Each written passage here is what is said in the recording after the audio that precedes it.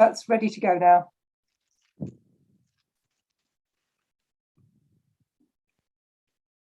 Yes. Good evening, everybody. My name is, welcome to the Western Area Planning Committee meeting. My name is David Beeman. I'm Councillor David Beeman, and I'm the chairman of this committee. And this evening I'm supported by officers Beth Howden-Smith, Lewis Jones, Ian Brewster, Ruth Dovey, who will be online virtually, Susie Blackwood, and Kimberly Thorne, and of course the vice chair here, Councillor John Ravini. Right. Chairman, may I just, sorry, interrupt to say, it sounds like there's an echo. It does, doesn't it? Yes, could you all ask if someone sorts it out, because it might be terrible for the people on the webcast. Was it echo off? Okay, right, let's start. Apologies for absence and substitutes, Kimberly. Thank you, Chairman. We have apologies from Councillor Deere, Councillor Isherwood, Councillor Martin and Councillor Mirrlees. And we have Councillor Hyman here as a substitute. Councillor Dixon might be late, yes? Yes, Chairman. Thank you. Committee, the minutes of the meeting held on the 12th of October have now been published on the council's website. Everybody in agreement with those? Thank you. Declarations of interest. Have there been any declarations of interest, Kimberly? Yes, Chairman. Councillor Blishin has advised that he will have to exempt himself from agenda item 7.1, the TPO order number 808/21, group of Scott pine trees at 75 Shortheath Road, as he lives close to the application site of these trees, well under the specified 400-metre minimum allowable under planning rules. Thank you very much.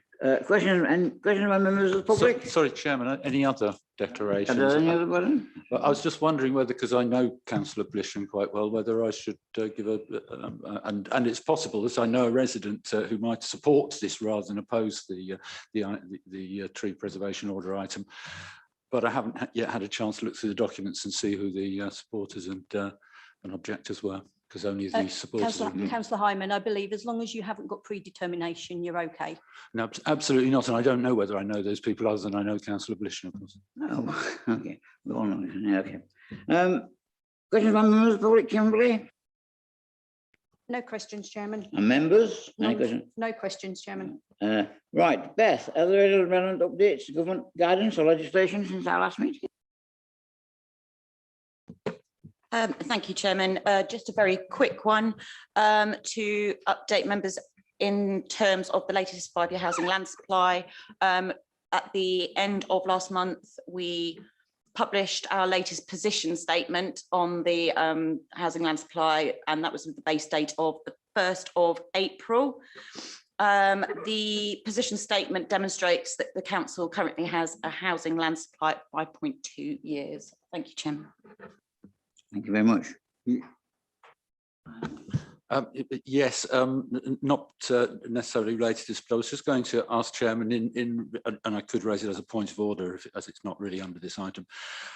In terms of openness and accountability and the Nolan principles, I have had some people mention to me that it's very difficult for them on the webcast to tell who's voting for what way we are voting, and it's because of the COVID precautions. We're telling people, please don't come along, please watch on the webcast, or obviously if members' cases join. And I just wonder whether we could return to what the position we were in, I think about 2 years ago when this administration took office, where we were going to have a recorded vote on all of the on all items. It would be a lot better for people watching on the webcast who simply cannot see what's going on in the chamber at all. I'm not saying that we would need to go through the lengthy process of each of us separately. I mean, if we put our hands up, you could simply say who it is that's in favour, and then simply say who it is that's against and who's abstaining. That way we would have the transparency. I don't know whether I have support from other members in relation to this, but I do move that votes are recorded in all Western planning meetings, not just tonight, so I would think. As I say, we can still proceed with show of hands. I don't think not, but I think it would be very helpful for the press and particularly in the public, so they can know what's going on. Thanks. Well, Councillor Coburn. I think I'll defer first of all to the officer Kimberly, because you were indicating, although I will speak if you don't say what I was going to say. Thank you. Yes, I believe that the rules do say that we don't need to do a electronic or special vote unless the committee specifically vote for it. In that case, may I move that we do that? In which case, do we have to do it individually on items? And can I we think do you it have as to a do it block? individually. I mean, I don't think we've ever had recorded votes on every single item planning before. I think you have to do it on every single item, and I think you need 5 people, don't you? Yes, you need 5 people to support that. I understand. Do we move on? Oh, I'm sorry. I just really want to say how strongly I disagree with that. I really can't see the point at all. This is all meant to be totally non-political. We all vote. The numbers are the important thing. We vote as Waverley. We are Waverley, whether we are officers, whether we are councillors, we are Waverley. We make a decision, and that decision is what goes forward. And, you know, I just think this is just so unnecessary for this committee. Thank you. Yeah, I think if anybody wants it, they have to have 5 people to support them for recording. Well, I'd like to take advice from the officers first, because I do think, I mean, and if necessary, raise it as a point of order under the Constitution, where we are expected to be fully accountable, answerable to our decisions, and we can't be if the people on the webcast can't see what how we're voting. Thanks, Kimberly, and then we'll close this matter. Yeah, I have just referred to Fiona, who's on the line on the Zoom meeting, who's informed me it's a simple majority by show of hands unless 1 + 5 ask for a recorded vote. Okay.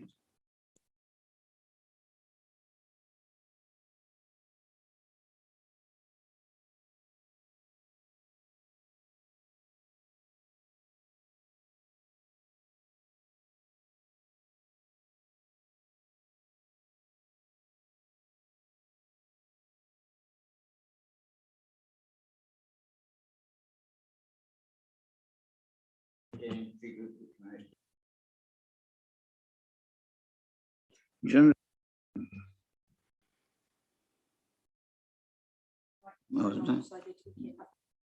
Okay, it was switching on. Okay, I shall repeat it. It's a confirmation of a tree preservation order number 821, a group of Scots pine trees at 75 Shorteast Road, Farnham, to consider the objection to making a tree preservation order, TPO 0821, and to determine whether the order should be confirmed with or without modification. The report has no direct resource implications. There are environmental benefits in retaining the tree group which merit special protection. Ian Bruce, to present the report, please.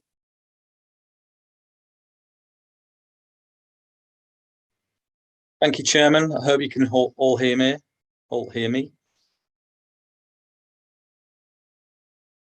Yes, we can hear you, Ian. Okay, great. Thank you. Okay, so this is a group of 3 Scots pine native to the UK, growing near to a garage. The reason for the concern by the tree officer was that they were proposing to modify the garage, increase its size, a rebuild which would have affected one of the trees' root protection roots, which is according to the root protection area. So it was considered necessary to raise the TPO due to the fact that the trees are of significant amenity value, and they were at risk of removal, damage to the roots, which would have undermined their stability in the ground. This is a location of where that proposal is, adjacent to the existing garage, and the Scots pine are just located to the northeast there. And if I show you a better plan, as you can see, if you can, G1 is identified by 3 green dots within a dashed green line.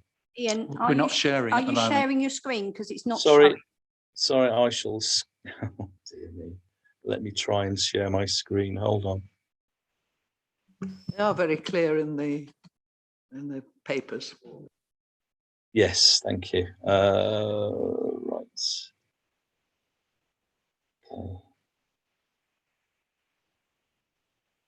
Okay, are you able to see that now? Yes, thank you. Okay, sorry about that. I was sharing myself. I do apologise. So basically, that's the that was an application to extend a garage, and the group of trees were located or are located to the northeast, and the plan showing where those trees are in adjacent to the other properties there. As you can see, there's a nice group there away from properties, so the potential for them to fail and cause damage other than the garage is minimal. All being, we've not received any letters to support from an arboriculturalist to say that the trees are in a poor condition. In fact, they were found to be in a healthy condition when they were last seen, which is when the order was raised. Group of trees, as you can see in the red circle there, viewed from Burnt Hill Road, and this is in the document that you should all have. And the location again, showing the proximity of the trees to the adjacent buildings. Picture there of the trees behind the garage, the existing garage. The proposal was to go to the right-hand side, which would have caused damage to the trees. My last picture is of mature Scots pines, showing just how significant they will become. At the moment, they're moderately in semi-mature stage, so they will actually get larger in time. And the reason for the objection was because it was felt that they were shallow rooted due to two previously failed trees that was identified by the objector, but we have no knowledge of that. And like I said, we haven't received any arboricultural reports to suggest that they are insecure. And so we deem that the trees are quite nicely anchored in the soil, and we feel that the trees provide a significant immunity, and therefore we would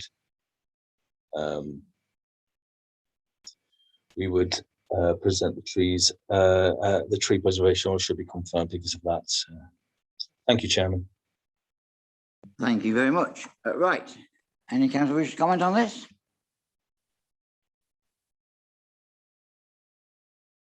Edmonds? Thank you, Chair. Please, can it be confirmed if the trees are currently safe? So in other words, if we put a tree preservation order on it, we can do on the understanding that the trees are safe. There's no question about their integrity at the moment. Thank you. Councillor Coburn? Thank you, Chairman. I just really support the officers on this one, knowing the area well and knowing what we've done to protect it. I think, if I remember rightly, in the design statement, the word sylvan was actually used as part of the protection of Short Heath Road. So, you know, I think these trees do provide an important part of the landscape character of the area and should be retained. Thank you. Any other councillor? Councillor Hunt? Thank you, Chair.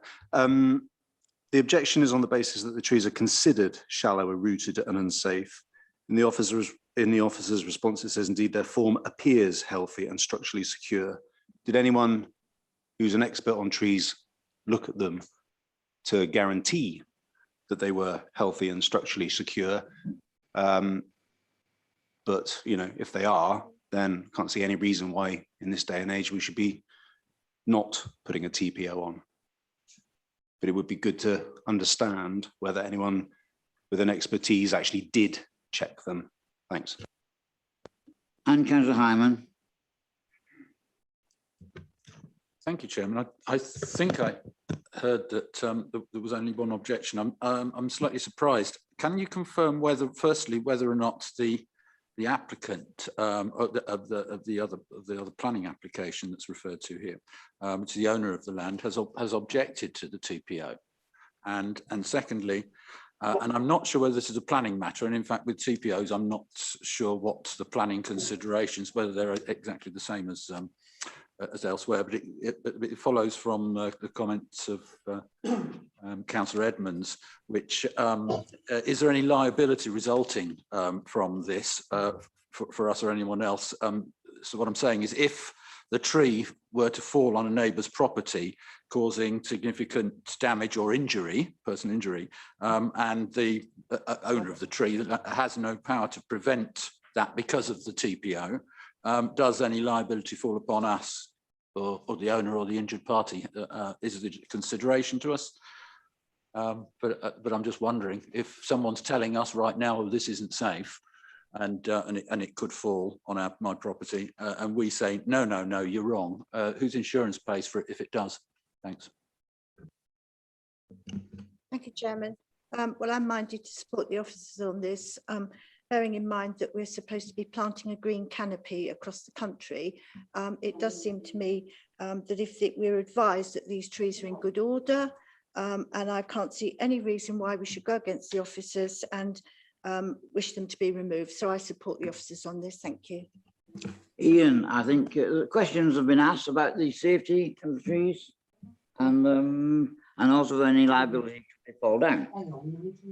Thank you, Chairman. All I can say is that if they were unsafe, then the owners of the trees can employ an arboricultural consultant to check that. And if we receive any letters that actually confirm with evidence to say that they are shallow rooted or about to fail, then we would obviously act on that knowledge of the report. As we can see at the moment, the trees are healthy, green, and appear safe.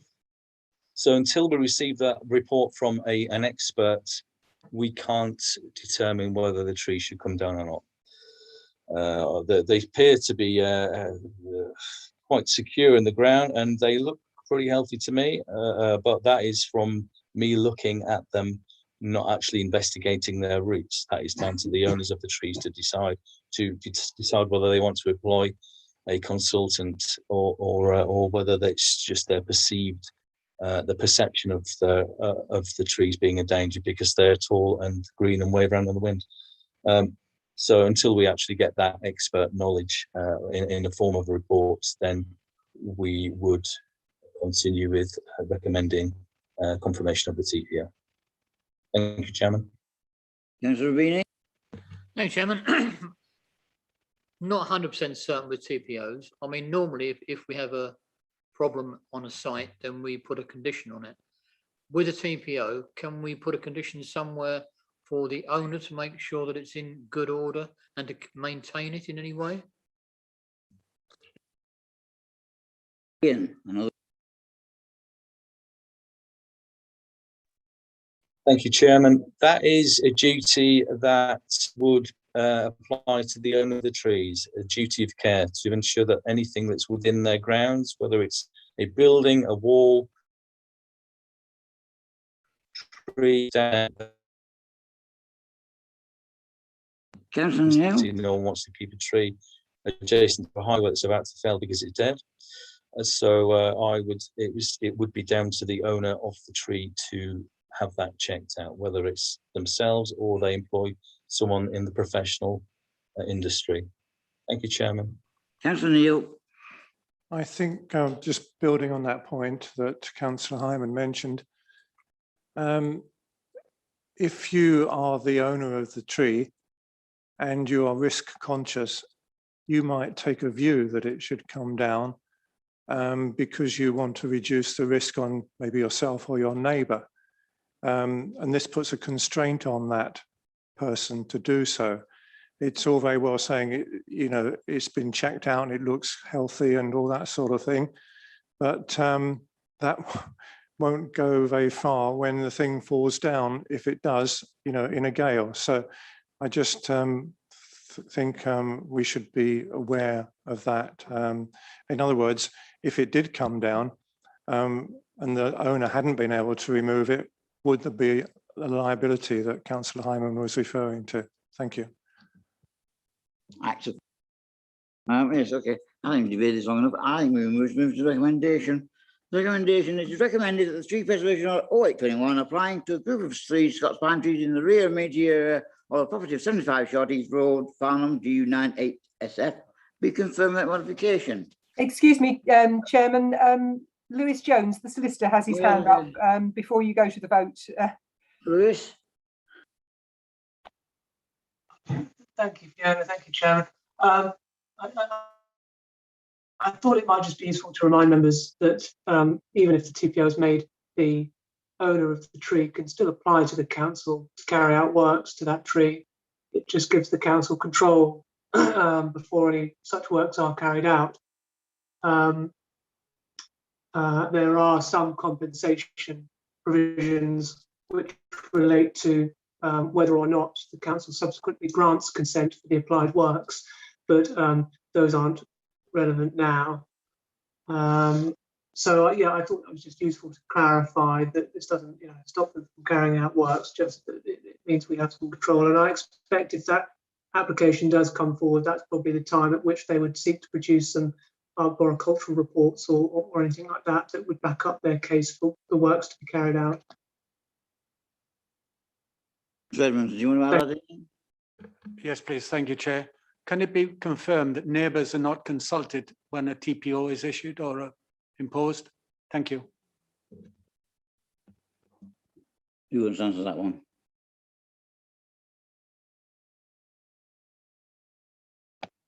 So I'm not actually sure off the top of my head. I wonder whether Ian, given his more day-to-day involvement in them, may be able to assist, but I can try to find out. But I'm afraid I don't know off the top of my head. Ian. Thank you. Yes, thank you. Yes, neighbours are informed that adjoin the property. It's also a public notice as well on the planning portal, so that it is publicly accessible also. Thank you, Chairman. Right.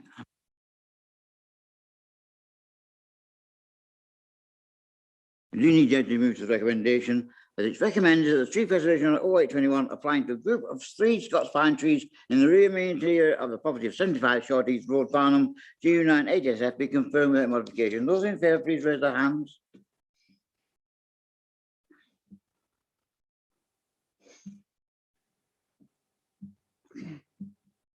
Any against?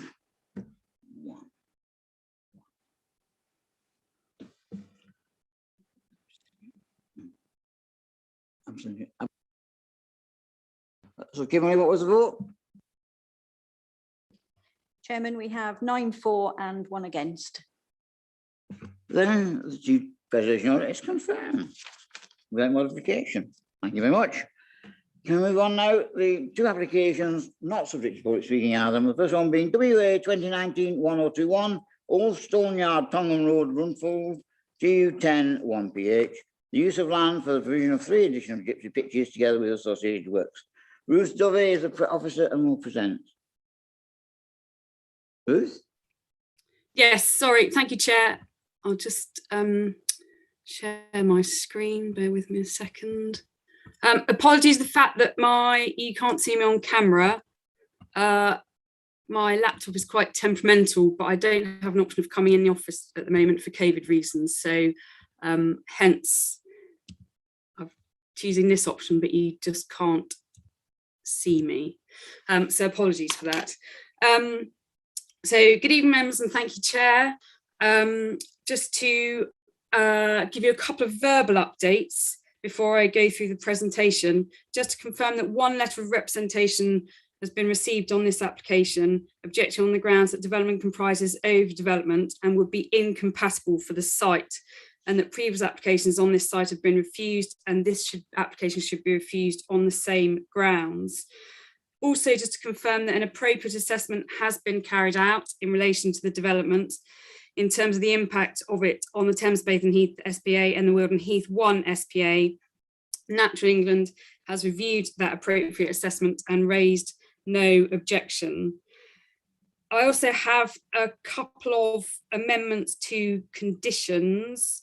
So I'm suggesting that condition 3 is amended relating to landscaping. And this currently starts off by saying none of the proposed new mobile homes shall be occupied until a detailed landscaping scheme has been submitted and approved by the local planning authority on writing. I just wanted to insert something extra in there to say none of the proposed new mobile homes will be occupied until a detailed landscaping scheme to include gates, fences and any other means of enclosure has been submitted to and approved in writing by the local planning authority.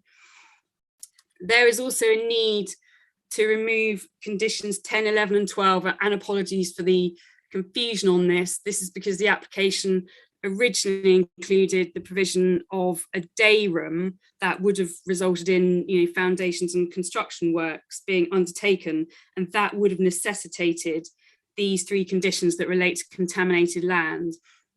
As the application now stands, there is an existing dome on the site, but the proposed additional dome has been removed from the proposal. No construction works are proposed, and therefore these 3 conditions are no longer necessary. And finally, I had a suggested change to condition 13 that would then become condition 10 once the contaminated land conditions are removed. And this would be reworded as follows: no more than 2 caravans as defined in the Caravan Sites and Control Development Act 1960 and the Caravan Sites Act 1968 as amended, comprising 1 static caravan and 1 touring caravan, shall be sited on each of the pitches hereby approved at any time unless otherwise agreed in writing by the local planning authority. So that covers off a few changes to conditions that I was proposing. I also just wanted to clarify the position on the fact that there is an extra static caravan on the site at the moment. So the site has permission for 1 static caravan, and effectively by dint of condition 2 of that permission, also they are allowed to have a touring caravan as well. So an additional static caravan has been put on the site. And we're of the view that this second static caravan is unlawful as it currently stands. The status of that in relation to this application is that this is not a retrospective or part retrospective application for that caravan. We take the view that this is a separate application for a different development to what has unlawfully been undertaken on site. So should this application be approved, in order for the unlawful static caravan at the site to be considered lawful, it would need to be placed in position in accordance with the approved site plan and accord with all the relevant conditions on this permission. The fact that there's an unlawful caravan on the site should not affect the consideration of this application and is a separate matter. So if I just take you through the application site and the proposals. The application site comprises an existing gypsy pitch and lies on the eastern side of Tongham Road, close to the junction with Guildford Road. The site's located in countryside beyond the Greenbelt and within the Farnham Aldershot strategic gap. It's also allocated for 3 additional gypsy pitches in the local plan part 2, but given the status of this plan, only very limited weight can be attached to this policy. So this aerial just gives you a bit more idea of the context. You can see that there's sort of a cluster of development and residential properties that run up the western side of Tongham Road, and to the east and south of the application site, or southeast, is effectively what was the Animal Snack and Tack, which is now a site that is proposed for redevelopment for a combination of commercial units and residential dwellings.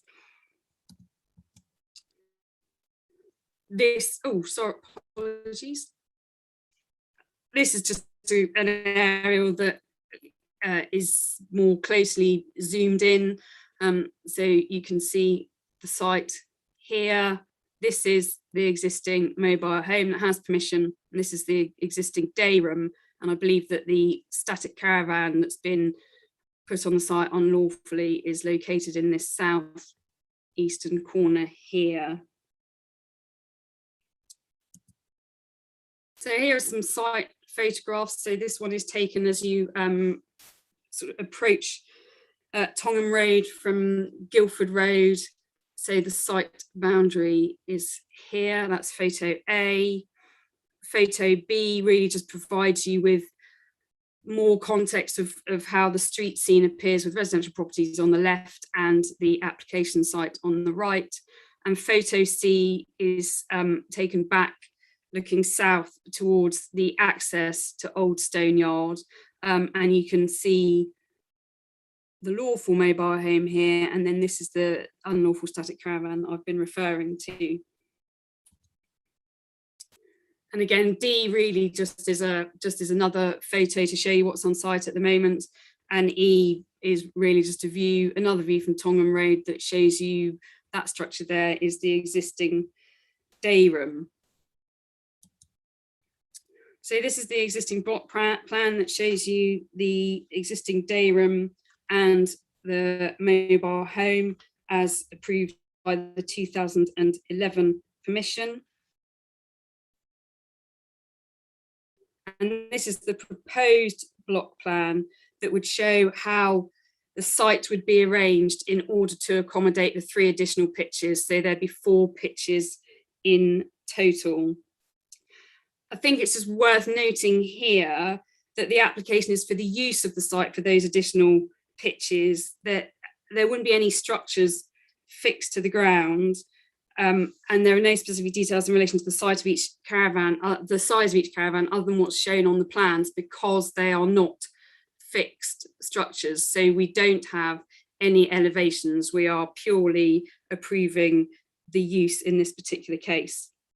You can see that each mobile home has an individual area of amenity space, and then there's also a shared amenity space provision down in the corner, and there is car parking spaces. So there are effectively 2 car parking spaces per caravan. And I just put in this slide because I had mentioned the fact that the snack and tax site next door has had permission granted for a development. So that really just shows you the site within the context of that permission. So this is the site here, and this is the snack and tack site. So you can see how they relate to each other. We have considered the snack and tack permission in considering how the proposal affects neighbouring residential amenity, etc. And that's set out within the report. So just turning to key matters for consideration, the council does have a 5-year supply of gypsy pitches. However, up until 2032, there's a need for 17 additional gypsy pitches. So there is an identified need within the local plan. This policy ANH4 applies the sequential test of the local plan part 1, applies a sequential test to the provision of additional gypsy pitches, and the preferential location for additional gypsy pitches on authorised sites. And in that respect, this development accords with that policy because it already is a site devoted to a gypsy pitch. It is recognised that the site isn't in particularly close proximity to a range of shops and services, but as you've seen from the aerials, it's not physically isolated from development. There is other development in the immediate vicinity, and the principle of the site being used as a gypsy pitch has been established previously, albeit this would intensify it slightly. One of the other key issues is the impact of the development on the countryside and its design. And I think it has to be acknowledged that static caravans and mobile homes are not necessarily the most attractive buildings, but I think it needs to be borne in mind that the site is already has an established gypsy pitch on it. There is merit in the argument that the buildings are single story and therefore would be less visually intrusive. And the position of the site is such that the mobile homes would not be positioned in open countryside, and there is development on the southern side, on the western side, on the opposite side of the street, and there would be development on the eastern side where the animal snack and tack development would be. And it is recognised in the officer's report that it has to be acknowledged that there would be some harmful impact on the countryside, but this would need to be balanced against the need for gypsy pitches and the fact that this is a sequentially preferred site. In terms of impact on neighbouring residential amenity, it's been included that there wouldn't be any impact in terms of harm on daylight, sunlight or outlook. And in terms of highways impacts, so I mentioned before that 2 car parking spaces per caravan per caravan proposed, and this is considered to be an acceptable car parking level and allows for a touring, 1 car and 1 touring caravan if a touring caravan is desired. And I should just say that the number of touring caravans is limited by the condition that I read out as part of the verbal update. County Highway Authority have considered proposals and considered the access and egress to be acceptable, some subject to some trimming back of vegetation. So there is a condition recommended in relation to visibility displays, but that would just be trimming back of vegetation rather than any more significant works. I think just one other thing to cover off in relation to highways is that it has been pointed out to me that the red line plan, and I might just turn back to the red line plan. So it has been pointed out to me that the red line plan doesn't go all the way up to the exit access with the highway, because actually what happens is you exit the site onto somebody else's access before you come out onto Tongham Road. This is acceptable. This does not render the planning application invalid, but what it does mean is that the owner of the access over which the occupiers of this development would go, they have the power to, that effectively the applicant would have to get consent from the owner to enable this intensification to take place and the new occupiers to access and exit the site over that piece of land. Just going back to my final slide, in terms of ecology, so Wildlife Trust have raised no objection and require no conditions. In terms of the impact on the SPAs, it's within 5 kilometres of the Thames Basin Heath and the Wealden Heath 1, and as I stated in my verbal update, an appropriate assessment has been undertaken, and Natural England have raised no objection, subject to the provision of the securing of financial contributions towards SANG and SAM. And then finally, in terms of quality accommodation, I think it's recognised in the report that some of the amenity space isn't particularly substantial, but I think overall it's considered the quality of accommodation is acceptable. So officers are recommending approval subject to conditions 1 to 9 on the agenda report, and a revised condition 13, which would then become condition 10 as a result of the removal of the contaminated land conditions. I hope that all makes sense. Thank you, Chair. Thank you very much, Ruth. Ward councillor who brought this matter to the committee, and that's Councillor MacLeod, I think, and he's online. Does he wish to make any comments? Yeah, I would like to speak to Mr. Chairman. I don't think it was me who actually brought it to the committee, but that's not that important. But I do wish to speak, if I may. I think there's 2 factors that the committee has to take into consideration in deciding this application. The first one is this the right location for these additional gypsy pitches? And the second one is the proposed intensification, the development of the site, is it overdevelopment? Certainly the town council has objected on both grounds, actually, and I always take the town council's opinion very seriously. In fact, last time I came to a planning meeting, I spoke up in favour of the town council's opinion, but the committee then decided to overrule and do something else. But I just want to make the point that I take the town council's opinion very, very seriously. But I think in terms of the need for additional gypsy pitches, and there is a need for 17 more in the life of the local plan, that's an important consideration. And the best place to put additional pitches is really on existing sites. So I think we have to balance the concerns about whether this is the right location against the need for additional gypsy pitches. In terms of the point that Ruth made about the exit, that was actually something I pointed out to her. And I also pointed out my concern about the number of vehicles that are going to be on this site. And this relates to the overdevelopment point. There's going to be 4 static caravans, potentially, I thought 4 movable caravans, but if I understood what Ruth was saying correctly, I may have not picked it up correctly. She's now proposing that only 2 movable caravans should be on the site at any one time. But even so, if my understanding is correct, there's still going to be an awful lot of vehicles on this site. You could have potentially 8 cars or vans, and 2 or possibly 4, if I didn't understand what she's saying correctly, removable, caravans that can be moved around.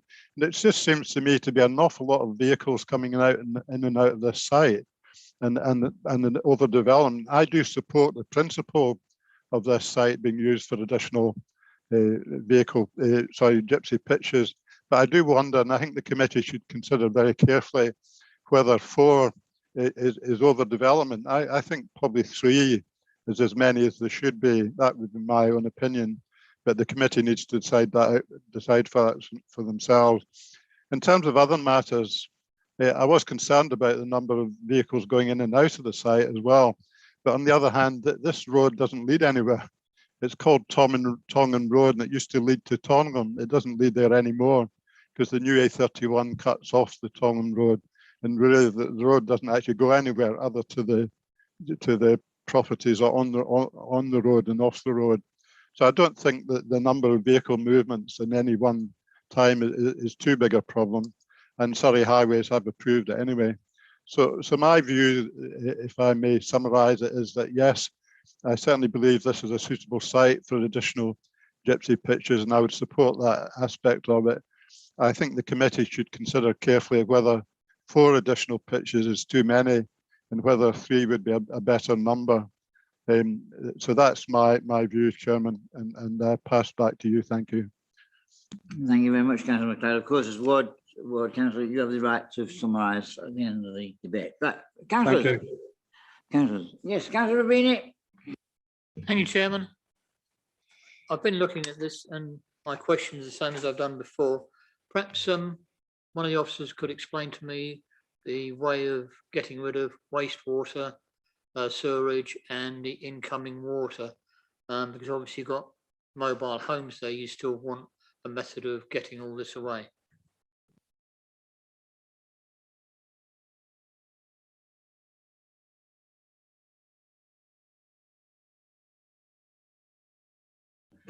Chair, would you like me to comment on that? Yeah, if you want to comment on that now, yes. So basically the existing pitch is already plugged into the main sewage system, and the applicant has advised that that would be the same for the other pitches, and actually it is plugged into all the utilities, and effectively the surface water drainage would be as existing, which is a combination of main sewer and on-site soakaways. Very much, Ruth. Councillor Corbett. Thank you, Chairman. Well, I too always take what a town council says very seriously indeed, but obviously we have to make our decision on policy grounds alone without fear or favour. And if we didn't do that, we wouldn't be a very good committee. I was a bit intrigued looking on page, oops, can't see the number, but paragraph 7, about the development plan policies that are relevant to this. Got a bit confused about the Farnham Godalming neighbourhood plan made August 2019. Those of you who don't know, the first neighbourhood plan in Farnham was made in 2017 and it was reviewed, and the second one made in April 2020. So I think it is the Farnham neighbourhood plan that is probably relevant to this site, as well as obviously Waverley's local plan. I don't think this is a good site at all to intensify traveller pitches, I'm afraid. We've spent months, years doing the neighbourhood plan, and we worked very closely with Waverley, obviously, on everything that was important, including the strategic gaps, because we have certain policies in our plan to do with separation.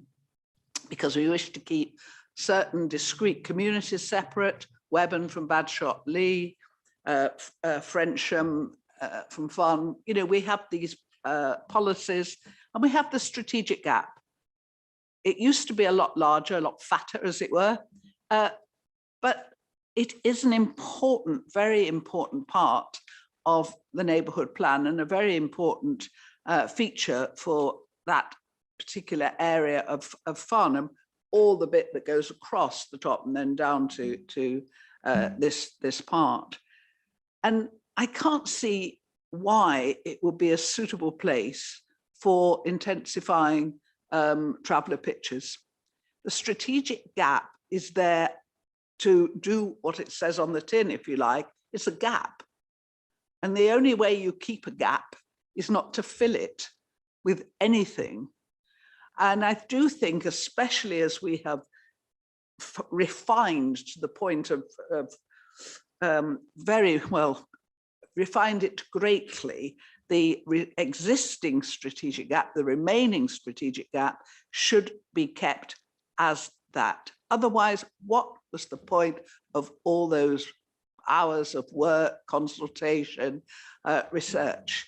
So I'm afraid this time I will support the Farnham Town Council, not because it's Farnham Town Council, but because the policy issues the Town Council raises are precisely the policy issues that I think make this an unsuitable site for an intensification of this magnitude. I think really looking at not just this application, but others, the cumulative effect of what Waverley is intending to put into the strategic gap in this area is just out of all proportion. Thank you, Chairman. Thank you very much. Councillor Edmonds, Councillor Hess, Councillor Hyman and Councillor Hunt. Thank you very much, Chair. I think there's a Court of Appeal decision that's applicable to this application. The Court of Appeal decision was where the Canterbury City Council versus the Secretary of State for Communities. Essentially, the planning inspector's decision was quashed by the Court of Appeal for the following reasons. Instead of applying statutory presumption in favour of the development plan, and I say in favour of the development plan, as he ought to have done, the inspector only applied the policy of presumption in favour of sustainable development. His decision could not stand.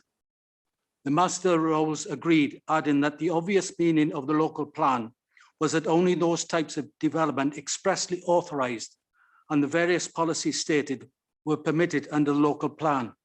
Looking at the conditions, I cannot see how the conditions can be enforced to make it compatible with the development plans. That was my first point. My second point is applies to many applications that comes to the committee. The statutory consultee is the highways, yet we seem to have a dearth of information on what the highways have actually said. So having taken the trouble to download what the Surrey Highways actually said, there are a number of concerns within their observation. One is that the County Highways Authority have reviewed the history of this site and continue to note that the site visibility is considered below the recommend distances to comply with current standards. However, they do say in mitigation that the speeds are likely to be 20 miles an hour. So essentially, as far as I can see, this development could not be sustained, but I will certainly take information from fellow councillors. Thank you. Thank you very much. Councillor Hess. Chair, it was Councillor Hyman next, then me, actually. Councillor Hyman. That's very kind, Councillor Hess. Yes, I'm actually, this is the third meeting on the trot where I've had where the page numbers have been chopped off the bottom of the committee documents, and I wish to protest for a third time. So, Chairman, could we just agree that we're going to get the page numbers on there, because it makes it difficult to refer others to them unless they've written them all in as I have. Now, okay, the points I wish to make. I'm very concerned here that the officers have not presented the or interpreted the National Planning Policy Framework correctly. This, I looking at it, I think we have to refuse this on the grounds of sustainable transport because it's not a sustainable location. That's on page 23, if you can get through to page 23 of your papers, at the foot there, where it refers to Surrey County Council's response. And also furthermore on the impact on neighbour amenity. The caravan's own gardens are of very minimal size.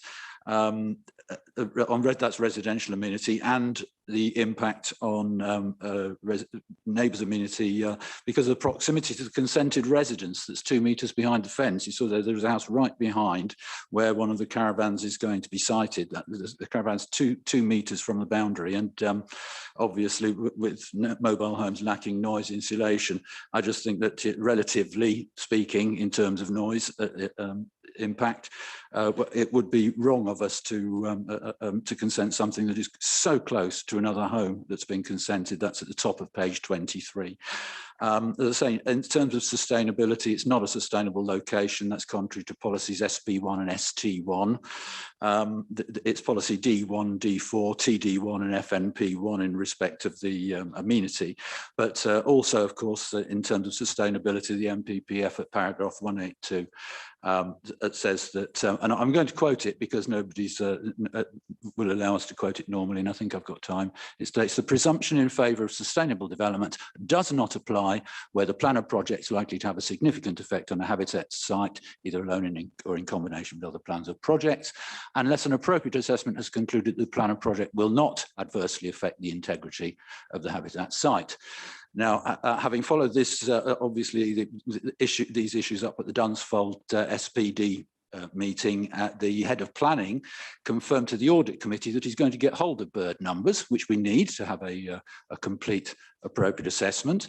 And he said that we were going to have the appropriate assessments attached to our documents in our meetings so that we could check for ourselves, and you need that, and that's for the sake of good governance, proper governance, and it's not. I'm surprised to find that the appropriate assessment isn't here. We don't have one because at Greece, in the Commission versus Greece C4310, and I'll quote that as well, it's a fact, it's not my opinion. It says, in the light of the foregoing, it cannot be held that an assessment is appropriate where information and reliable and updated data concerning the birds in that spa are lacking, and the head of planning has confirmed he's written to Natural England to try and get hold of data, latest data on the birds. Obviously, that's on the webcast. It's a fact. It's not my opinion. Obviously, we haven't got an appropriate assessment. Lots of people have been saying we have for 15 years, and the law says, no, I'm sorry. If it hasn't got the bird numbers in, if it hasn't assessed the effectiveness of the mitigation, it's not an appropriate assessment, and members need to check that for themselves, and they're unable to because it's not in our documents. So the presumption in favour and the tilted balance doesn't apply. So the officer's report is wrong when it talks about the planning balance, the benefits would outweigh the breaches or yes, I call them breaches of policy. Our policies stand, and we have to refuse on the grounds. I'm happy to run through those. We don't have a choice in the absence of an AI. I apologise to the applicant, but we have no option in law but to refuse consent to this, and there are other grounds as well. So I simply cannot, unfortunately, vote in favour of this because we've got we are committed to uphold the law. Thanks. Yes. Thank you, Chairman. I've got a few questions, really. The officer changed the condition about the number of touring caravans. They're the ones that you tow, not the statics.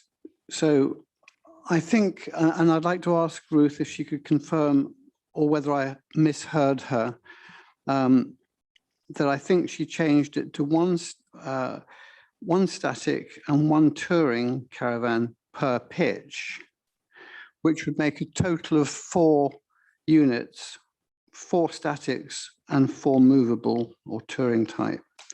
That's the first question. My second question is, will the existing static, the legal one, the one that was granted permission by the inspector back in 2012, will that static move from the southwest corner where it is now, orientated east-west, to as shown on the plan. And I'd like clarity, what are the amenity areas intended for? There are sort of adjoining amenity areas for each pair, and then there's a shared amenity area. I'd like to know what they're for, because if they're garden areas for leisure purposes, then you can't park a vehicle on them. And I struggle to understand, with 4 statics on this very constrained site, where all the residents' vehicles would be. And if that is the case, I think there would be a huge safety concern about the movement of vehicles on the site where children are concerned. So I'd like to know what the intended purpose of the amenity areas are. So if Ruth could clarify that. And then one last question. Can members be advised what assurance the council has got that all conditions would be fully discharged before occupation if permission were granted? This is a really important question. So thank you, Chair. I'd be interested to hear what the answers are to that. Thank you. Ruth, would you like to answer those questions? Yes, thank you, Chair. And can I just apologise to Councillor Coburn, because I think that was just a typo in my report, and I absolutely know which neighbourhood plan we are working to, and I appreciate that must be quite frustrating when that appears in a report. So sorry about that. Just to answer those questions in turn, and hopefully I haven't confused the committee too much. Effectively, the condition, the reworded condition would limit, I'm sorry, I'm just trying to find it.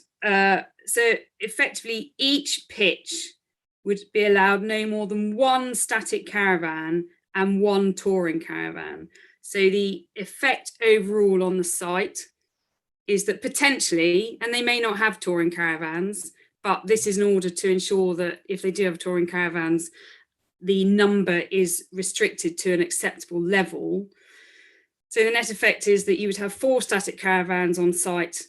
This condition would allow 4 static caravans on site and 4 touring caravans on site, should those touring caravans be desired. The second question was about the existing static caravan. Yes, it would have to move, and it would potentially also have to be changed or replaced with an alternative, because if you look at the effectively we have condition 1 on the permission that requires them to undertake the permission in accordance with the layout, and the layout can only be achieved if you have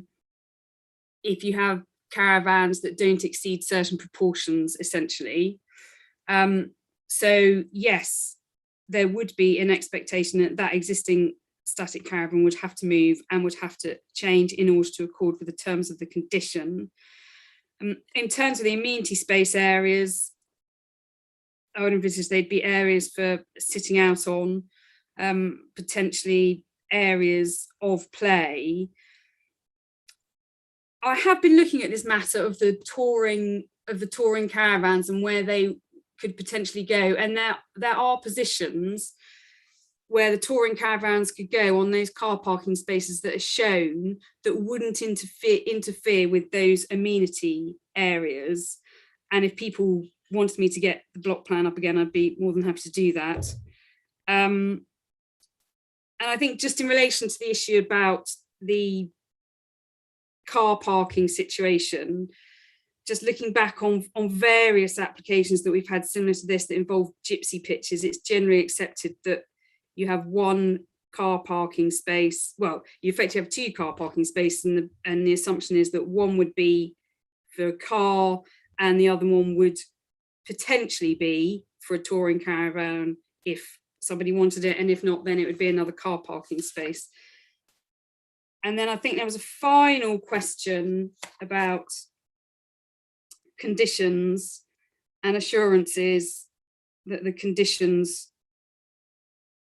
that effectively, I suppose the conditions would be robust, if that's what I've understood correctly. So I think what I was trying to say when I did my update is that although there is an existing caravan on site that is unlawful, this permission does not make that caravan lawful, and it would be, and the only way it could become lawful would be if it was positioned in the right place, and it may be, but I'm not entirely sure that it's exactly positioned in the right place, and if it accorded with all the conditions. So if this application were to get approved, that caravan would be in breach of the conditions that are recommended on this permission, and therefore just on that basis there would be grounds to consider enforcement action.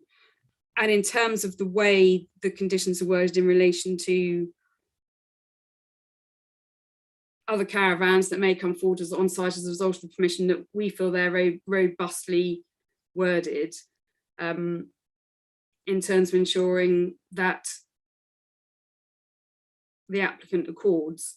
I hope that answers your question. I don't know if Lewis or Beth want to say any more on that.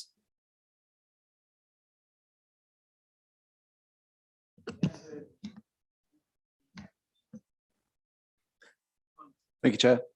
So I think on the basis of and in agreement with Councillor Coburn in respect of it not being, as I understand, within the Farnham Neighbourhood Plan, and also in respect of there are 9, I think, was it 9 planned dwellings on the animal snack and tack site, which is directly next to it. I think there is a legitimate concern about overdevelopment in respect of and as well as the sort of concern about the Farnham and Aldershot strategic gap.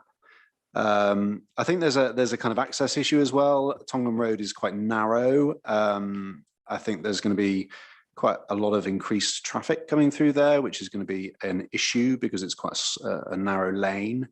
So I think, and it looks as well that outside of LPB2, the number, the borough seems to be quite up on the number of traveller sites or pitches, I think, is outlined in the report. So I think, for me, I would vote against on the basis of not in the Farnham Neighbourhood Plan, concerns about traffic, concerns about overdevelopment with the site adjacent, concerns about the Farnham Aldershot strategic gap, and also just have a question about this unlawful pitch.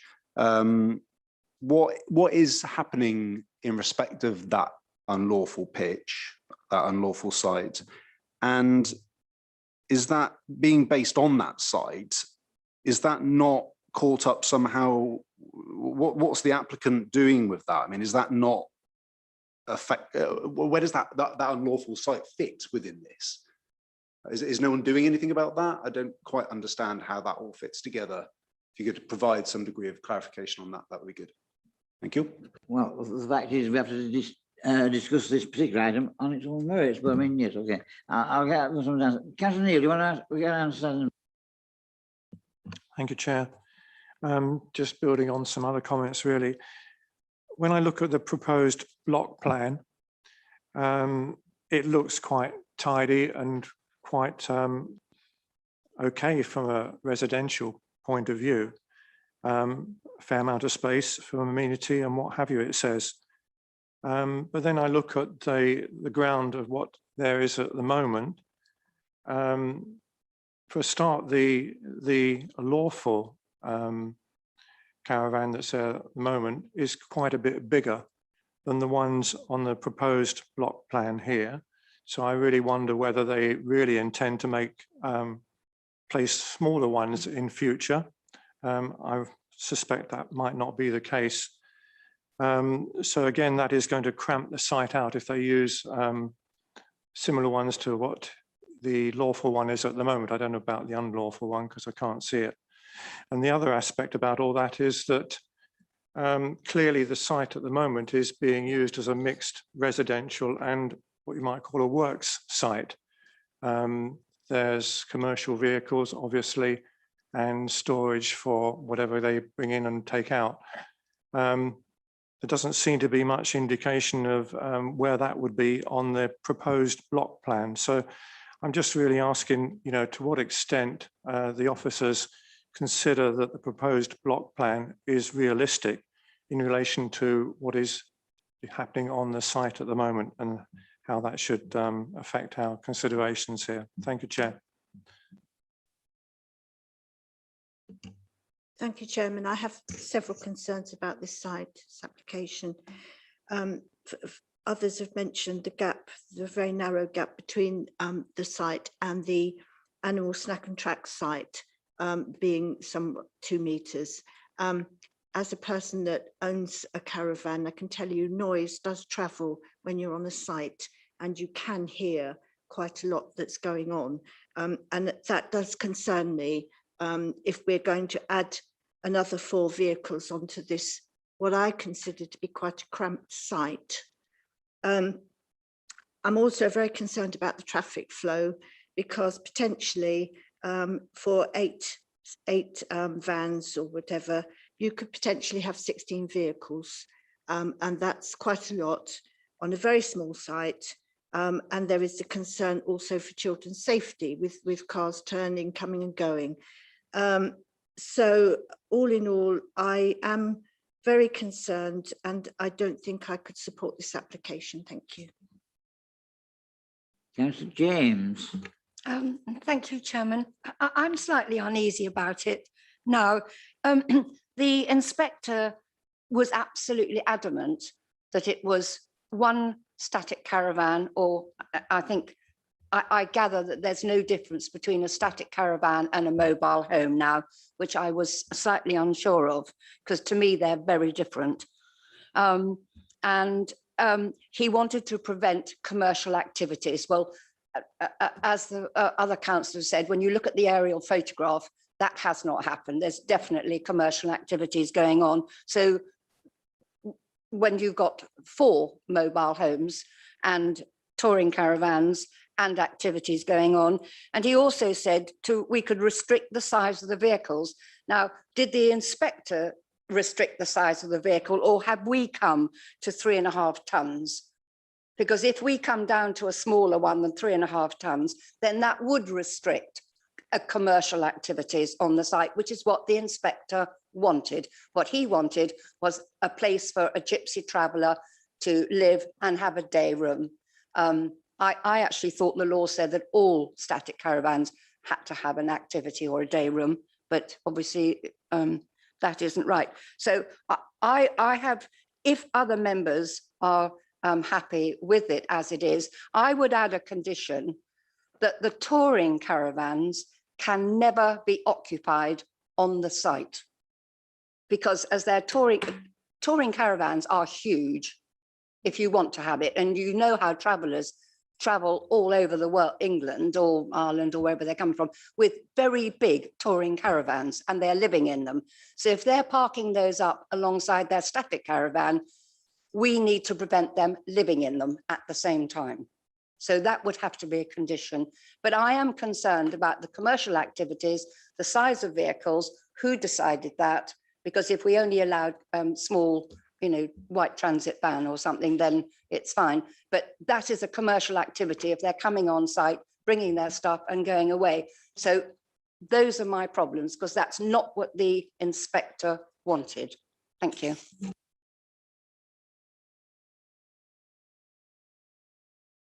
Ruth, where we are. Thank you, Chair. I just thought it was worth coming back on a couple of points, just in relation to commercial activities on site. I am proposing a condition be attached. Sorry for my pause, I'm just trying to find it. And this condition is quite reflective of the condition that was put on the original permission. And it basically, I'm just scrolling down to find it. No commercial activity should take place on the land, including the storage of materials. So that we can enforce against that if that were occurring. That's condition 6. And then I think Councillor James referred to condition 5, which was the no vehicle over 3.5 tonnes shall be stationed, parked or stored on this site. Now that condition was attached partly because the previous inspector in the 2011 permission attached that condition, and I also looked at other gypsy sites, and that seems to be the standard limit. That's a pretty standard condition for a gypsy pitch, and a pretty standard limit for vehicle size.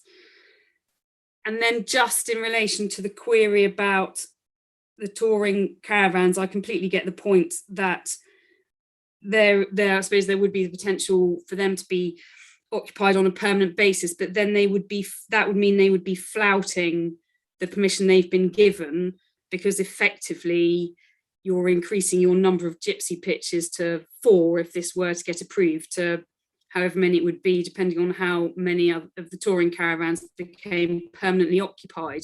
So in that respect, I don't think there is a need for a condition, because by dint of permanently occupying those caravans, we would be able to enforce, because they won't have permission for those what would become additional pitches as such. Thank you, Chair. Yes, thank you. I'd just like to understand what it is that we're being asked to agree to, because I don't seem to have. Can you first confirm, Chairman, have we had these changes to the conditions that Ruth kindly read out earlier? Have we got those on paper in front of us, on an update or anything? Because I'd like to. I tried to write them down, and I can't write as fast. I don't do shorthand. I'd like them to be read again, particularly new condition 10, which was 13. The beginning of that, obviously the beginning also of condition 3, which had changed, where we were inserting something to do with fencing as well. Just couldn't keep up with it, and I'd really like to have those read out so I can write them down and look at them, because I'm slightly concerned. I thought I heard 1 static caravan and 1 touring caravan per pitch, and the application is for 3 additional pitches, isn't it? Which is 8 altogether, isn't it? That could be on there altogether, which is very tight. Yeah. Is it possible to have those read out? But the other matter, which I'm not entirely sure Councillor Hunt had his answers to his questions, have you? Yeah, but particularly like to drill into the officer's position in respect of the landscape designations and the strategic gap, because I think I tend to, from what I've read, agree with the officers rather than what Councillor Coburn and Councillor Hunt have said. I'm not entirely sure that we would have it would be defensible for us where this site is already developed, already very much brownfield and whatever. I don't know how well we could defend that in an appeal or a judicial review, and this is the sort of development where you get judicial reviews and appeals. We do have to make sure what we do is defensible. I'd like officers' opinion on the defensibility of a refusal on the grounds of strategic gap, where actually it's already all around there, really is already developed. It might be that we will be seen to be unreasonable. There are other grounds, but I want to know about that. Thanks very much, Chairman. Thank you, Chair. Yes, a 3.5 ton vehicle is a commercial vehicle, and it's large. Whether it's a tipper truck, a pickup or a van, it will not fit into a standard car parking space. It will take up virtually 2, and it's a lot longer as well. And as this site can't be used for commercial uses, I wonder why they need to have 3.5 ton vehicles there. Thank you.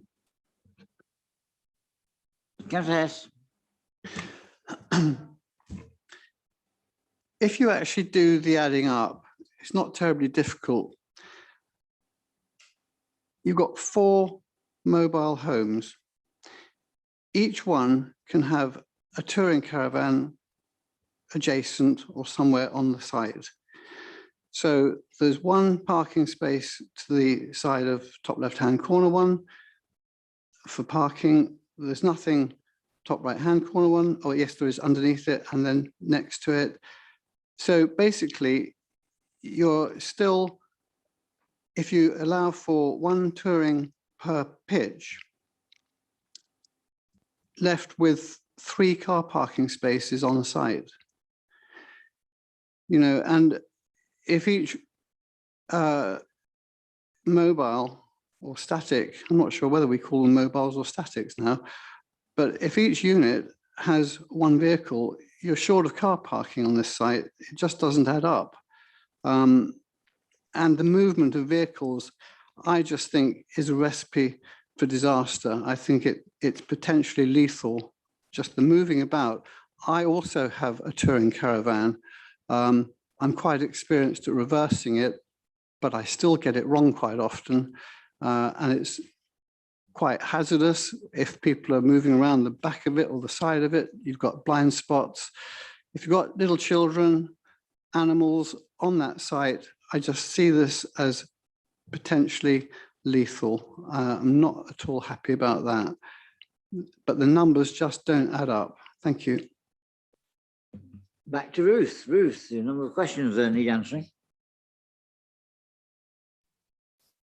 So, in terms of, yes, taking the strategic gap first, my view is that would be quite difficult to defend on appeal on the basis that this is a brownfield site. I appreciate that this is going to be intensifying it and there will be structures on it. But notwithstanding that, it is already a site that has a gypsy pitch on it, and we're not talking about a green open field.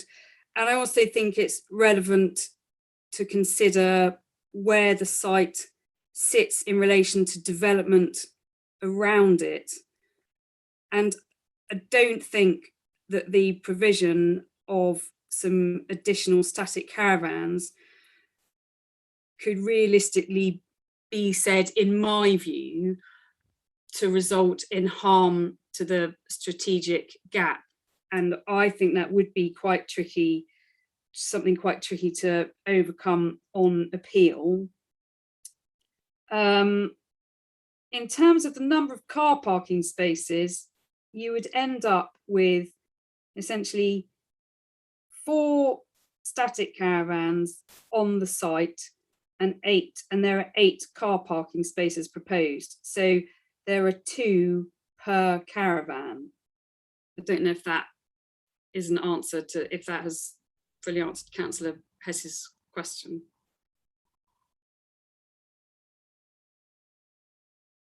Chair, can I just come back? I make it, sorry, unless I've got the wrong glasses on tonight, I make it 7. And if each one of those units had a tourer, it would still leave 3. One there and one there. Yeah. One there and one there. Yeah, that's a tourer. Yeah. They're entitled to have a touring caravan with each unit. So tourer leaves 3 spaces. That one there as well. Okay, I missed that. Yeah. Okay, 4 car parking. Okay, thank you very much, Kimberly. I stand corrected. 4. Councillor Hunt? Yeah, sorry. I still want to understand this unlawful pitch. Can you just be really, really clear on exactly what that is there, why it's unlawful and what is happening to it? Ruth? Thanks. Yes, apologies for not answering that earlier. So that pitch is unlawful. So the current status of this site is that it has permission for 1 caravan and 1 tourer. At the moment, so effectively, let's call it 1 static caravan, 1 tourer. Now, rather than just having 1 static caravan on, it has 2 static caravans on. So it's in breach of the 2011 permission because it only allowed 1 pitch and there are now 2 pitches on the site. In terms of this permission, what we're saying is that this permission is effectively separate to that. So this isn't we are not treating this as a retrospective application that, or a part, I should say, retrospective application that would regularise that current position. We are saying this is a different proposal, and that even though in the event that this application got approved, that does not automatically make the existing unlawful caravan lawful, because it would have to be in the right position. So it would have to be in a position of a static caravan shown on the block plan, and it would have to comply with all the conditions that would be attached to this permission. So until such time as those two things are done, if this application were to get approved, that static caravan remains unlawful. If you refuse this application, then that static caravan is unlawful. The site only has permission for one static caravan, and it currently has two. I hope that clarifies that. Can I just come back quickly? So what is happening now with the static that is unlawful? I think Beth is answering that one. Are you, Beth? Beth. Thank you, Chairman. In answer to your question about the current unlawful caravan, I've just been looking at our system. Nothing is happening because we haven't received a complaint about it, essentially.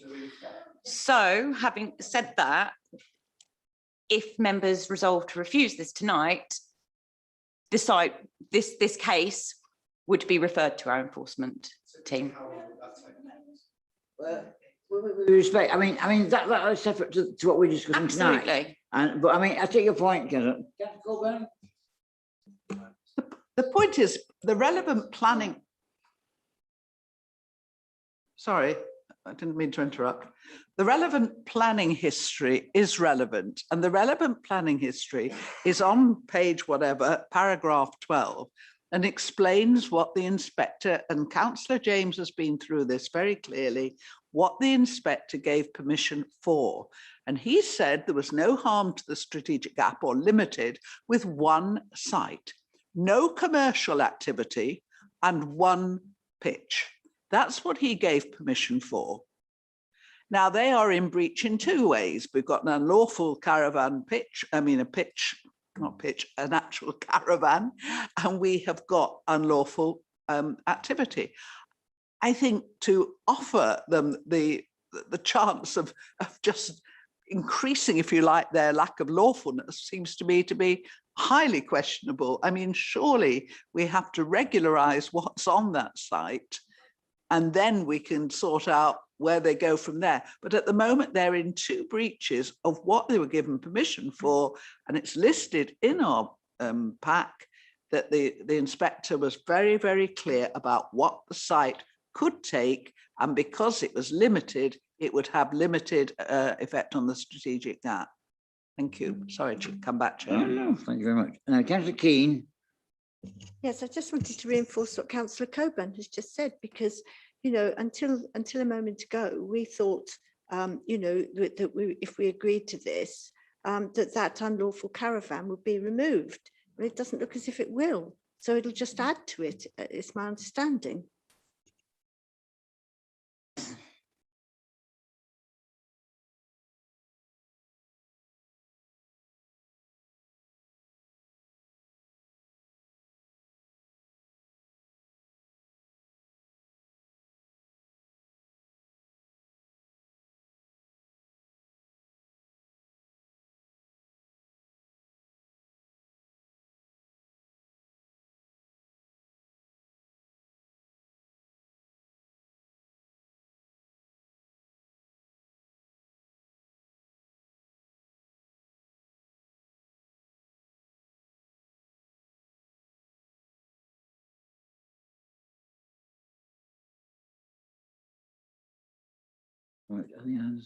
Right, unless someone else. Right, Councillor MacLeod, you want to have 4 minutes? No, thank you, Mr. Chairman. I don't think I need to add anything. It's been very interesting to hear what members have had to say. I don't really want to add anything. Thank you.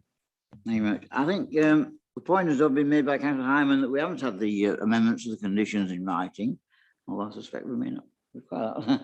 But we'll move to recommendation anyway.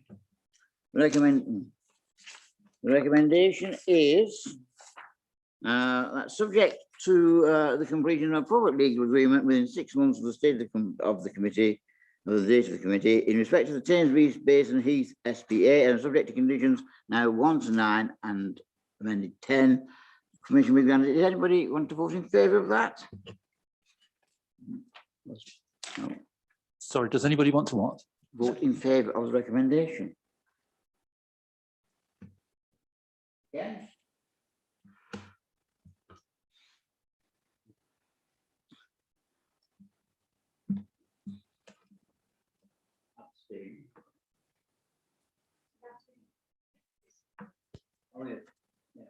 Chairman, that is no members for the application, 10 against and 1 abstention. Thank you.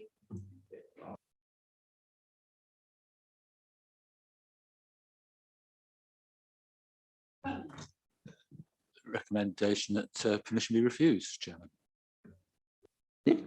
Please a second, Mr. Chair. Reasons. Beth, have you got? Well, I think we should do that, shouldn't we? For a start, we don't really refer straight to the officers. They can help us, and we're very grateful for it on many an occasion. But I think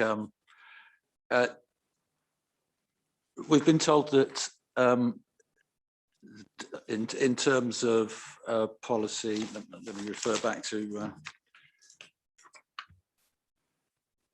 in terms of policy D1 and D4 and TD1 and FNP1, which are the landscape and strategic gap are concerned. I'm wondering whether, because we certainly have got the issue of a cramped development, overdevelopment of the site, which would justify, I think, a reason for refusal on those policy grounds. But as the officers have said, if we go strong on the strategic gap because of its location and what surrounds it, we might weaken our case. Can we put both in? I don't know what Councillor Coburn, because we're doing this. How would you think best to do that? I think we put the strategic gap in. I mean, it is the policies are listed. If you look at all the relevant policies, there are a heck of a lot there. Some from the local plan, some from the old local plan. Obviously, NRM6 is still there, but I think it would be negligent not to put in the relevant farm and neighbourhood plan policies. If further down the line there's an agreed statement of whatever common ground and it's taken out, it's taken out. But I think the whole point about the previous appeal shows you that there is something special about this site. Why would the inspector have been quite so precise about stating 1 pitch and no commercial activity? He stated that. So I would try to defend this, and I would quote the previous inspector's report. Okay, so I think if other members, unless other members want to say anything against that, non-compliance with D1, D4 of the retained local plan 2002, TD1 of the local plan 2018, and FNP1 of the Farnham Neighbourhood Plan 2017-2020. We've got impact on amenity, both neighbour and residential, in respect of the amenity space, outdoor amenity space for each of the proposed dwellings, and the proximity to the permitted adjacent development, which again are those same design D1, D4, TD1, FNP1. We've got the reason that's given on the foot of page 23 of the officer report, which is not a sustainable development in respect of transport. Well over a mile to the nearest bus stop and much further to the train station, and they would all need to use cars. As Surrey County Council have pointed out, it's not a sustainable location in terms of transport, and that's contrary to SP1 and ST1 of the local plan 2018. it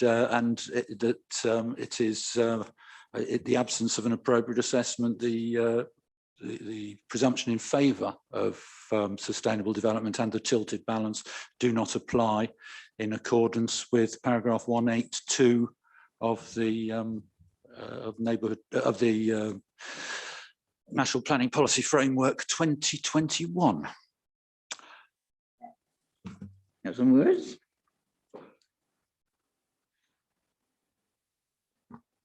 Thank you, Chairman. I actually think Ruth's got some words for you. Ruth's got some words. Hello, Ruth again. Right, yes, hello. Right, you'll have to bear with me because there was a lot that was covered there. So I just want to check, are you,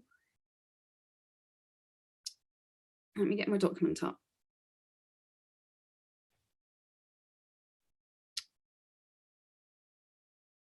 So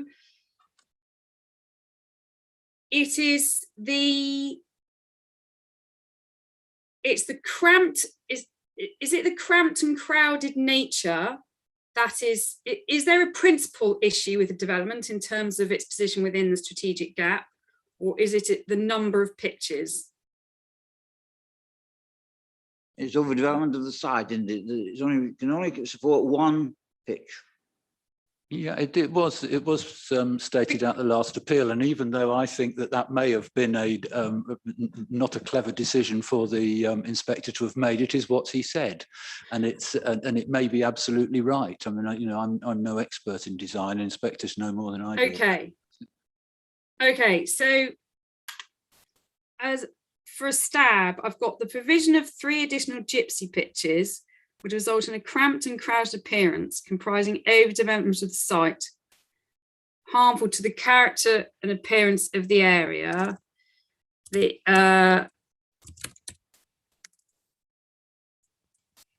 And I could say compromising the role of the Farnham and Aldershot strategic gap. Sorry, I'm typing stuff as I, contrary to policies DD1 and RA1 of Local Plan Part 1 2018, policies FMP1, FMP10 and FMP11 of the Farnham Neighbourhood Plan, and policies D1 and D4 of the Local Plan 2002. Do you want me to go over that again? Did that sound? I'm happy with that. That sounds good. That's the first one, yes. Okay. And then we've got the neighbouring. I mean, we've got neighbour amenity because of the proximity to the adjacent. There's a house. So one of these is 2 meters from the boundary, and the house is just a couple of meters the other side of it. It seems so.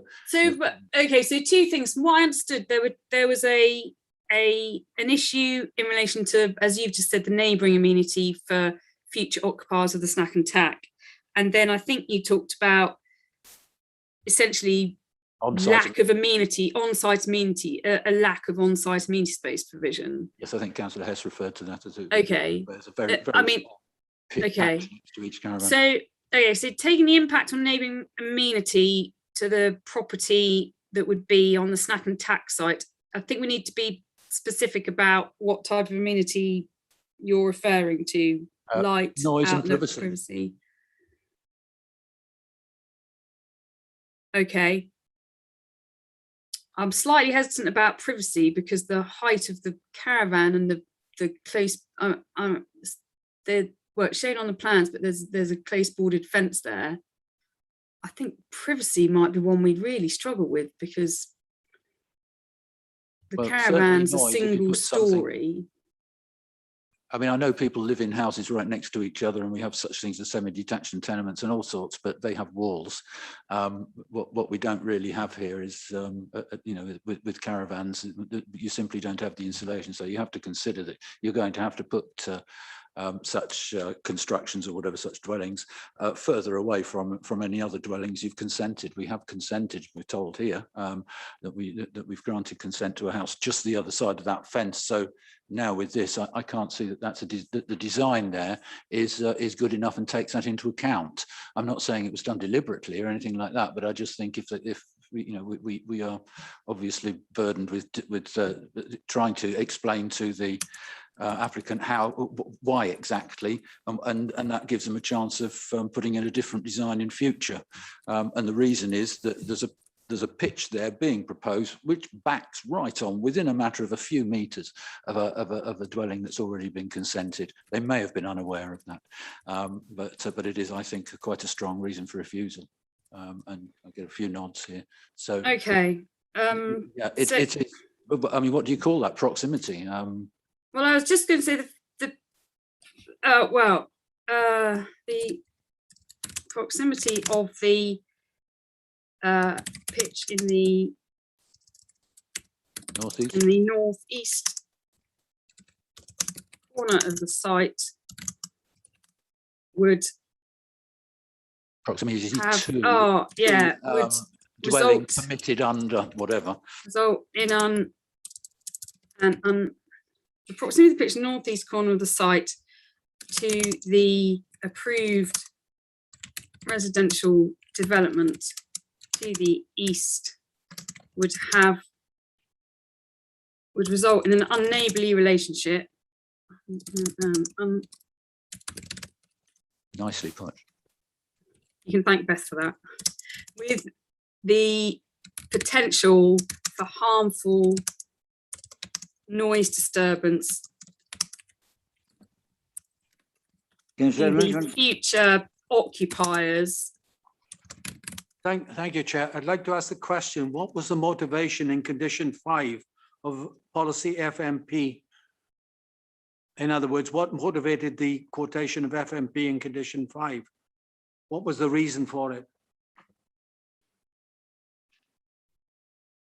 Because FMP seems to be a good condition if it's appropriate.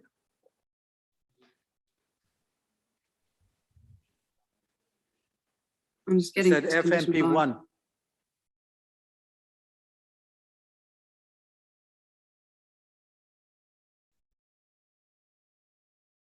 I think we're getting the gist of this. We're just struggling with some words, aren't we, Ruth? Yeah, sorry. No, I got a bit sidetracked by that. Yeah. Okay, right. Sorry. Right. So the proximity of the pitch in the northeast corner of the site to the approved residential development to the east was result in an unneighbourly relationship with the potential between developments. With the potential for harmful noise disturbance to the future occupiers of the neighbouring development proposal,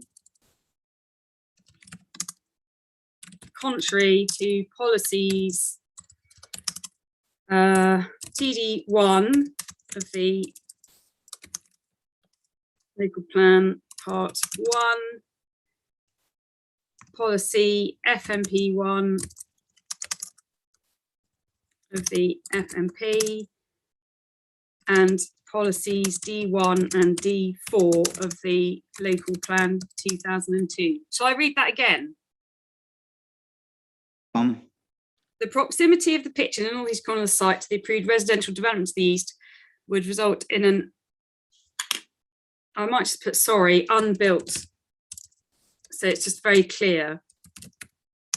Unbuilt approved residential development to the east would result in an unneighbourly relationship between developments with the potential for harmful noise disturbance to the future occupiers of the neighbouring development proposal, contrary to policies TD1 of the local plan part 1, policy FMP1 of the Farnham Neighbourhood Plan 2013 to 2032, and policies D1 and D4 of the local plan 2002.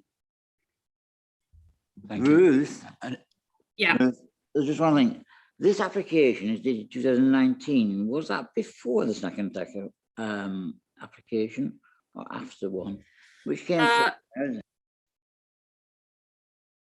Oh, I can't remember. The snack and tack is a 2009. So the snack and tack was submitted Well, before this application. in, well, actually it was valid from January 2019. And this one, so this one, yeah, in fact, just looking at their reference numbers, this one would have been later. So the snack and tack would have been in. You know what I'm saying? Yeah.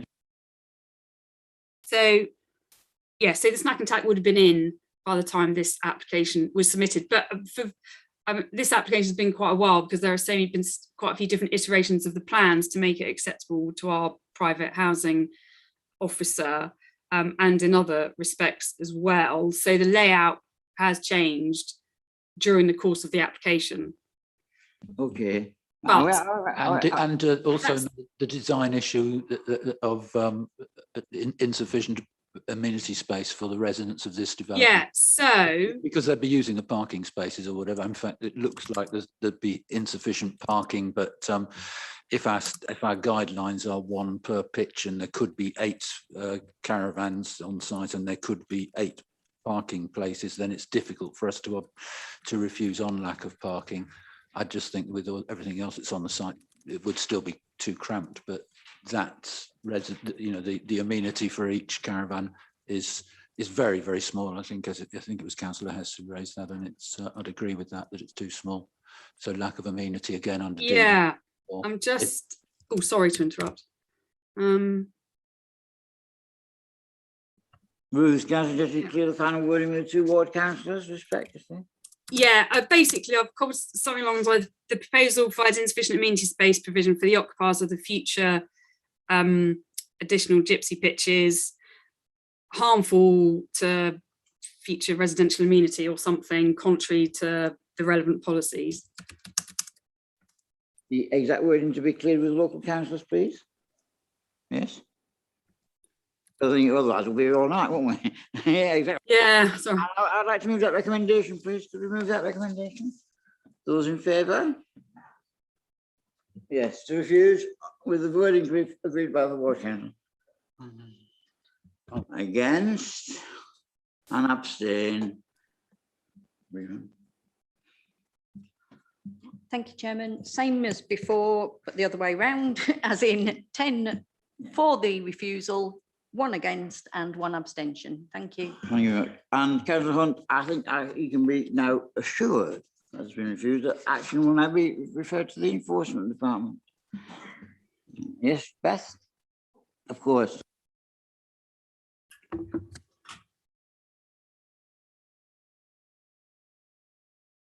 Wildwood, close Chiddingfold, Godalming. Yeah. So it's okay. Okay.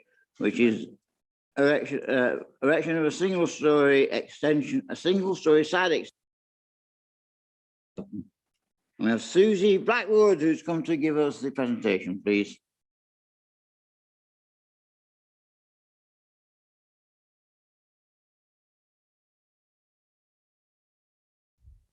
Yeah, all yours.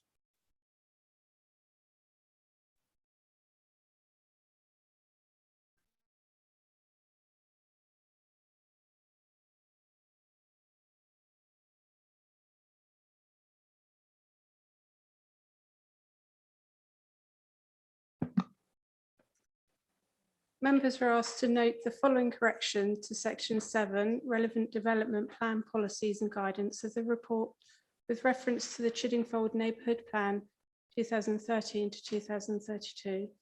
It should be noted that it is not in draft form, but it has been made adopted on 24th of August 2021. The relevant policies are no longer draft and are attributed full weight. This update has no material impact upon the assessment or subsequent officer recommendation.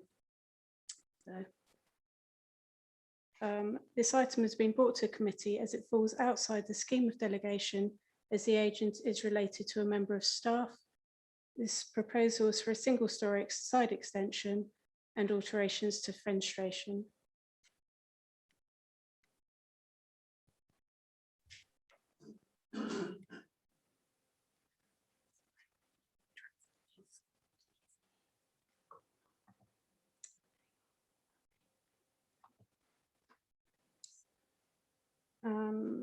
The application site is located to the northwest of Wildwood Close. The application property is a 2-storey semi-detached dwelling with off-street parking for 2 vehicles. The area is residential in character. This is an aerial view of the property location. These photos show the property and the location of the proposed development within the street scene. The application proposes the erection of a single-storey side extension. The extension would measure approximately 2.9 metres wide by 3.7 metres deep and 3.6 metres in height. It would comprise of matching materials to the property and is proposed to replace existing. There is a proposal to replace the existing kitchen window to the front of the property with a larger window. The proposal would be subordinate to the main dwelling house. There'd be no impact on neighbouring amenity.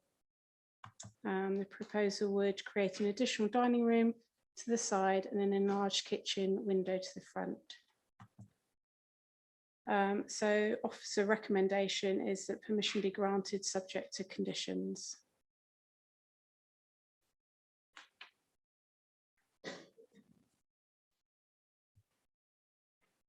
Okay, Susie. All right. Open to debate, and then Councillor Hyman was first off the mark. Well, Chairman, only to say that this is brought before us because the agent's related to a member of staff. It really is a tick box exercise, other than, of course, our responsibility to ensure that this is done absolutely properly. I've been through all these documents and I can see absolutely no reason why we should not go with the officer advice. Thanks. Well, I think I did indicate marginally before, because every time we have something like this, I'm desperate to find something to criticise. And we have criticised the odd chimney or something like that, but there's absolutely nothing on this one at all that you could possibly raise in debate, I don't think. So I'm fully supportive of the officer's recommendation. And Councillor Edmonds. Thank you, Chair. 2 questions. The first of, have all adjoining neighbours been informed? And the second question is, why is there no construction time limit? Even the Secretary of State imposes construction time limits, and so does the planning inspector. Thank you. Susie. The adjoined neighbours would have been notified with the statutory 21 days. In terms of the time limits for development, I'll hand that over to Ruth. Yes, thanks, Susie. We do sometimes put time limits on hours of construction. I mean, this is this scheme, because of its size, etc. We wouldn't necessarily feel like it justifies it in this instance. We can do, if committee felt that it very much should be put on. I personally think that the scale of development is so small that I don't think that's necessary. Does we should speak? Oh, come back. Yes, in terms of the mental health of the neighbours, I couldn't support it if there's no limit on construction hours, so I would object purely on that basis. Public health is important. Thank you. Maybe add the standard condition, Chairman.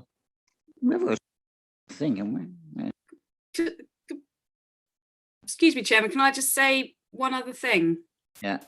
That there is, under the environmental health regulations, they do also restrict hours of construction. So there is a mechanism in place to restrict the hours of construction, even if it doesn't go on this planning consent. Simon was first here, and Councillor Edmonds. Yeah. Sorry, I thought I just said it. I just said, can we add the standard condition? Just, I don't see there's any reason why we shouldn't, is there? Councillor Edmonds, you happy with that? No, I've tried the alternative. It's absolutely and totally ineffective. Thank you. Can we add the standard condition as proposed? Can we do that? Yes, that's fine, Chair. I don't necessarily have the exact wording to hand. So can you just trust us that we will just add the standard condition on?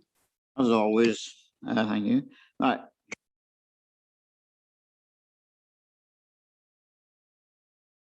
The recommendation is that permission be granted, subject to conditions 1 to 2, and now, of course, the standard condition about construction and informatives 1 to 2. Those in favour could please raise their hand.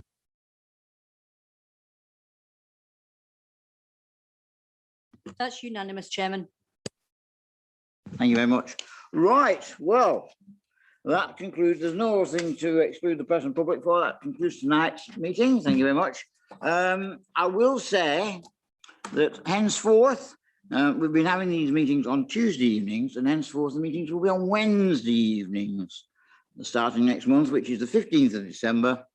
And in fact, we're incented to try and get everything covered in that, because if we don't cover the items in adequate time, I'm afraid we're going to have to